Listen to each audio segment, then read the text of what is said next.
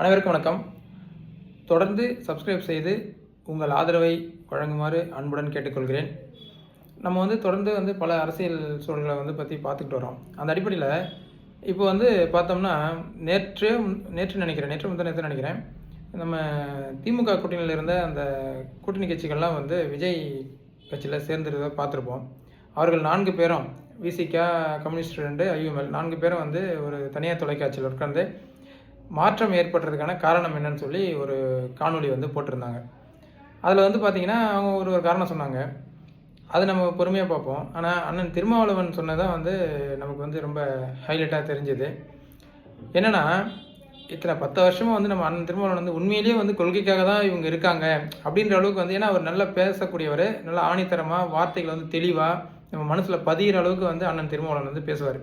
உண்மையிலே 10 வருஷன்றதால ஒரு நீண்ட பயணங்கிறதால உண்மையாலுமே கொள்கைக்காக தான் இருக்காங்க போல்.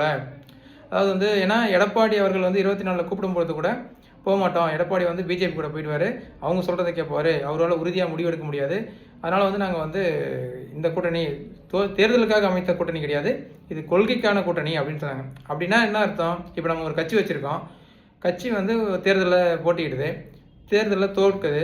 நம்ம கட்சி தோற்ற உடனே நம்ம கட்சியை கழிச்சிட்டு வேறு ஒரு கட்சியிலையோ இல்லை கட்சியை கழிச்சிட்டு வேறு வேலையை பார்த்துட்டு போவோமா? அப்போ அந்த கட்சியை மீண்டும் மக்கள்கிட்ட கொண்டு போயிட்டு நம்மளுடைய பணியை செய்து அதை வெற்றி பெற வைக்க தான் நம்மளுடைய நோக்கமாக இருக்க முடியும். ஏன்னா அதுக்கு தான் நம்ம கட்சியை ஆரம்பிச்சிருக்கோம். மக்கள் எப்படி விரும்புகிறாங்களோ அந்த மாதிரி நம்ம அவங்களோட வேலை செய்ய வேண்டிய நம்ம கடமை. அதுபோல் இவங்க 10 வருஷமாக என்ன சொல்லிட்டு வந்தாங்கன்னா, ஒரு கூட்டணி பாஜக, பாசிச பாஜகவை ஒழிக்கணும்னு சொல்லி ஒரு எதிர்க்கிறதுக்கு ஒரு கூட்டணி, இந்திய அளவில் இந்த கூட்டணி வலுவாக இருக்குது, இது முக்கியமான கூட்டணி, தமிழ்நாட்டில் தான் இது ரொம்ப வலுவாக இருக்குது அப்படின்னு சொல்லிட்டு தான் 10 வருஷமாக நம்மளை நம்ப வச்சுட்டு இருந்தாங்க.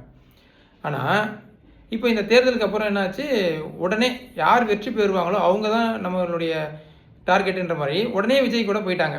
இப்போ ஏற்கனவே என்ன ஒரு கமிட்மெண்ட்டில் இவங்க கூட்டணி போட்டாங்களோ அந்த கமிட்மெண்ட் ஸ்டாலினும் மாறல, மத்தியில் இருந்த பிஜேபியும் இன்னும் ஒழியல, ஆனால் சூழல் மாறிடுச்சுன்னு சொல்லி விஜய் கூட கூட்டணி போகிறாங்க. கூட்டணி போயிட்டு என்ன சொல்கிறாரு, இப்போ அமைச்சரவையிலையும் பங்கு எடுத்துட்டாரு. அமைச்சரவையில் பங்கு அவங்க உரிமை எல்லாமே இருக்கட்டும், நம்ம என்ன சொல்கிறோன்னா வெளிப்படையாக எங்களுக்கு அதிகாரம் வேணும் அப்படின்னு சொல்லிட்டு போனால் பரவாயில்ல. எடப்பாடியவே அண்ணா வழியில் அண்ணா பேரில் கட்சி வச்சிருக்கிற எடப்பாடியவே இவங்க நம்பலை. என்ன சொன்னாங்கன்னா, எடப்பாடி பிஜேபி கூட போயிடுவார் அப்படின்னு சொல்லி உருட்டினாங்க. அவ்வளோ ஒரு கொள்கை பிடிப்பாக இருக்கிறது அண்ணன் திருமாவளவன் எடப்பாடியவே நம்பலை. விஜய் எந்த இடத்துல ஒரு நம்பிக்கை கொடுத்தார்? அதுக்கு பதில் இருக்கானா? பதில் இல்லை. என்ன சொல்கிறார், உடனே பின்னி பிணைய முடியாது, அப்போ படிப்படியாக பின்னி பிணைவாங்க. அதனால சமீப காலமாக அண்ணன் திருமாவளவன் வளரிக்கிட்டே இருக்கார். அந்த அடிப்படையில் அவர் பேசும்போது நமக்கு என்ன ஒரு நகைச்சுவை சீன் தான். அது நகைச்சுவை சீனாக எப்படி வேணாலும் எடுத்துக்கலாம்.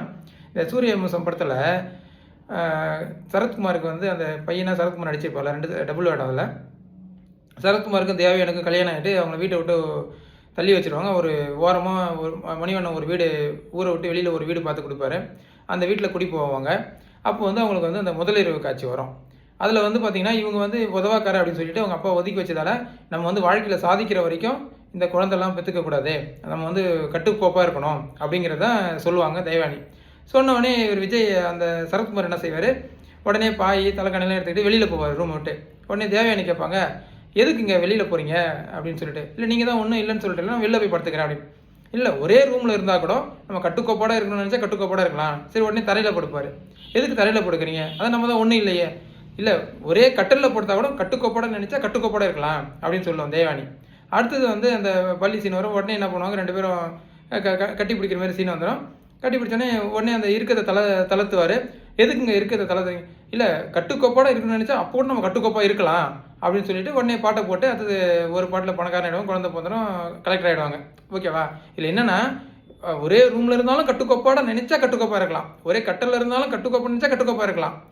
அந்த மாதிரி இவர் என்ன சொல்கிறார் அண்ணன் திருமாவளவன், கூட்டணி அமைச்சரோட இருந்தால் கூட நாங்கள் டீஅட்டாச்மெண்ட்டாக இருப்போம், அதாவது வெளியில் இருக்கிற மாதிரி இருப்போம், எப்போனாலும் நாங்கள் அமைச்சரவை பங்கேற்கிறோம். அவர் சொல்லும் போது அச்சாசில் அப்படியே எனக்கு அந்த சீன் தான் ஞாபகத்துக்கு வந்தது.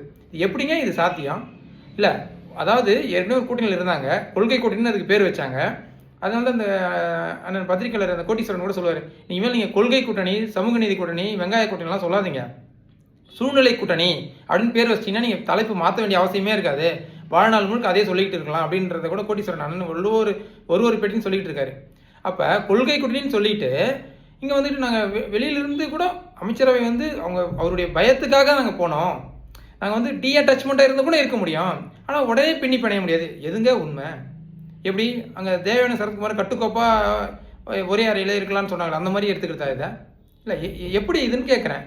அப்போ முழுக்க முழுக்க வந்து மக்களை ஏமாத்துகிற வேலை. உங்களுக்கு வெற்றி முக்கியம், விஜய் கூட போகிறது எங்களுடைய கட்சியோட எதிர்காலம் முக்கியம். ஓப்பனாக சொல்லிட்டு போங்க, இனிமேல் வந்து திமுகவை நம்பி எங்களுக்கு பலன் இல்லை, வெற்றி எங்கேயோ அங்கே நாங்கள் போகிறோம். வழக்கமாக சொல்லுவீங்களா ஜனநாயகத்தை பாசிசம் பாயாசம் ஏதோ சொல்கிறீங்களா, சொல்லிட்டு போங்க.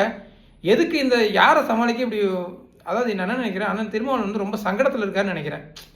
ஒருவேளை யார் அவர் இப்படி நிர்பந்திக்கிறாரு, ஏன் தெளிவாக பேசக்கூடியவர் எதுக்கு இப்படி போட்டு உலட்டிக்கிட்டு கிடக்கிறாருன்னு தெரில. அதனால் இனிமேல் வந்து இந்த ஐயுஎம்எல், கம்யூனிஸ்ட்டு, விசிகா இவங்களுக்கெல்லாம் வந்து கொள்கையை பற்றி பேசுகிறதுக்கு கொஞ்சம் கூட வந்து தகுதி தார்மீகமே கிடையாது.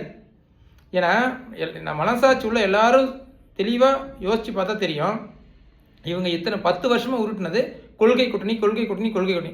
கொள்கை கூட்டணினா அற்ப தேர்தல் வெற்றிக்காக கூட்டணி மாறக்கூடாது. இது வெற்றி வரும் போகும். நம்ம மக்கள் அப்போ சினிமா முகத்தில் ஒருத்தருக்கு வாக்களித்திருக்காங்க, அதை மாற்றணும், ஒரு கொள்கைக்காக வரணும், அப்படி தானே சொல்லணும். உடனே யாரும் அவரை விமர்சிக்கக்கூடாது, எல்லாரும் வரிஞ்சு கட்டிக்கிட்டு வராங்க. அண்ணன் நன்னியர்ஸ்லாம் வந்து என் காவல்துறையினர் சிரிக்கவே கூடாதா, என்னென்னமோ முட்டு கொடுக்குறாங்க. இப்படி பண்ணுறீங்கன்னா அப்போ மக்கள் வந்து மாற்றி ஓட்டு போட்டதில் ஆச்சரியமே இல்லையே. ஒரு கட்சி இத்தனை வருஷம் பயணிச்சிருக்கிறீங்க, இவ்வளோ போராட்டம் பண்ணியிருக்கீங்க, நீங்களே கொள்கையை தூக்கி போட்டுட்டு ஒரே நாளில் மாறுறீங்கன்னா மக்களை மாற்றுறதுக்கு நீங்கள் வந்தீங்களா, இல்லை மக்களால் நீங்கள் மாற போகிறீங்களா? இல்லை இது எப்படி இருக்குது? அப்போ யார் மெஜாரிட்டியாக இருக்காங்களோ அவங்க பக்கம் இல்லாமல் பிஜேபி கூட போயிடலாமே. அப்போ ராம்விலாஸ் பாஸ்வான் ஐயா மாதிரி உங்களெல்லாம் பெருமையாக சொல்லிட்டு இருந்தாங்களே, இந்தியாவிலே வந்து அதிகாரத்துக்காக போகாமல் கொள்கைக்காக நிற்கிற ஒரே ஆள் அண்ணன் திருமாவளவன் சொல்லிட்டு எல்லாரும் பேசியிருக்காங்களே மேடையில், பத்திரிகையாளர் சந்திப்பில் எல்லாரும் பேசியிருக்காங்க, பத்திரிகையாளர்கள் எல்லாரும் பேசியிருக்காங்க. இந்தியாவிலே கொள்கைக்காக உறுதியாக இருக்கிற ஒரே ஒரு ஆள் அண்ணன் திருமாவளவன் மட்டும்தான். உங்களுக்கு எதுக்கு இந்த நிலைமை?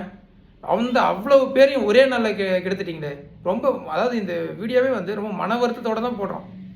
இப்படி ஒரு நம்பிக்கையை வந்து மோசடி பண்ணிட்டீங்களே. உங்கள் கட்சிக்காரங்க நிறைய பேர் விஜய் கூட போயிருந்தா கூட போகட்டுமே. இப்போ என்ன ஆகிட போகுது? கட்சி வளர்த்தது நீங்கள், உங்களுடைய கொள்கையால் வளர்த்தீங்க, அதை பேசி உண்மையை நிரூபித்து மறுபடியும் போன இளைஞர்கள் திரும்ப வர போகிறாங்க. எங்கே போயிட போகிறாங்க? இல்லை அப்படியே இதனால் என்ன பலன் வந்துட போகுது? அதுக்கு நீங்கள் இன்னும் மத்திய அமைச்சரவை போட்டிங்கன்னா பிஜேபி கூட இன்னும் நிறைய செய்யலாம். மத்திய அமைச்சராக நீங்கள் ஆகிட்டீங்கன்னா, நீங்கள் எம்பியாக வேறு இருக்கீங்க, மத்திய அமைச்சர் ஆகிட்டீங்கன்னா நீங்கள் இன்னும் நிறைய செய்யலாம். இந்திய அளவில் இருக்கிற ஒடுக்கப்பட்ட மக்களுக்கு, பாதிக்கப்பட்ட மக்களுக்கு இன்னும் நிறைய செய்யலானே. எதுக்கு வேஸ்ட்டாக விஜய் மட்டும் இருக்கணும்? எந்த விதத்தில் எடப்பாடி கொடுக்காத நம்பிக்கையை விஜய் கொடுத்தாரு, அதுக்கு மட்டும் அண்ணன் திருமாவளவன் பதில் சொன்னால் போதும், வேறு எதுவுமே இல்லை.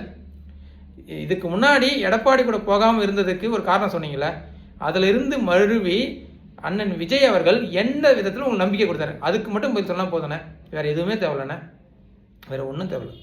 நன்றி, வணக்கம்.